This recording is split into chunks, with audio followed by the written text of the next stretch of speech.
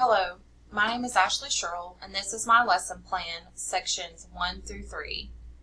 My grade is 6th grade, and my subject is science. Section 1, Learning Objectives. My Common Core State Standard is the CCSS.ELA Literacy.RST.6-8.7. Integrate quantitative or technical information expressed in words in a text with a version of that information expressed visually. For example, a flowchart, diagram, model, graph, or table. What is your objective for student learning for this lesson? My objective is that the student will be able to identify and demonstrate knowledge and understanding of the hierarchical relationship of cells, tissues, and organs. I have chose this objective because it is part of the student's Common Core State Standards for the 6th grade.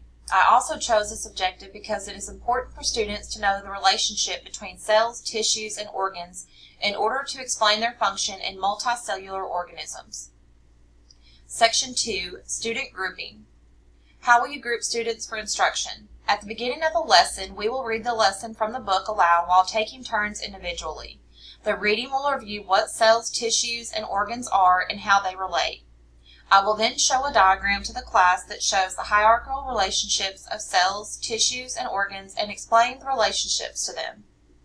As I am explaining the relationships, I will be asking questions to the students about information that has been reviewed in the previous reading assignments that has to do with characteristics of cells, tissues, and organs. To conclude the lesson, I will give a short handout quiz that covers the relationships of cells, tissues, and organs to each student to complete and turn in. I will evaluate the quizzes to make sure that each student understood the lesson. Why have you chosen this grouping? I chose this grouping because I feel that at times students learn better as groups, and they also pay more attention when they are aware that they may be called on to read aloud to the class. I feel that students pay attention when diagrams and models are used because they make topics and learning more interesting. Sometimes when you read something, it doesn't always make complete sense, but when you see something, it all comes together. That is the reason why I wanted to use the method of the diagram to show the hierarchical relationships of cells, tissues, and organs, because it is visual learning too. I chose to ask direct questions to students to make sure I had their attention on the lesson and to review what the class passed information. I also chose a quiz at the end because I wanted to see if each student understood the lesson. Section 3, Methods, Instructional Strategies. What teaching method will you use for this lesson? The methods I have chosen to teach the content of my lesson are reading aloud, lecture with class discussion, use of diagram by instructor teaching, and independent evaluation.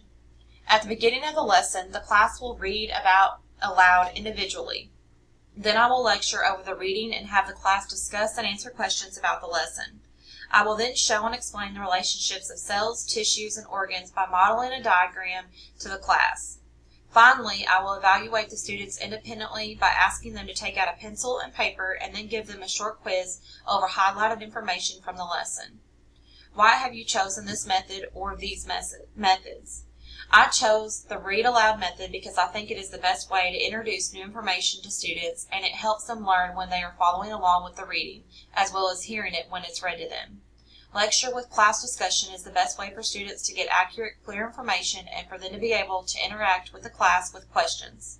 The diagram by instructor teaching will allow me to visually show the students the relationship between cells, tissues, and organs with displayed pictures, labeling, and connections.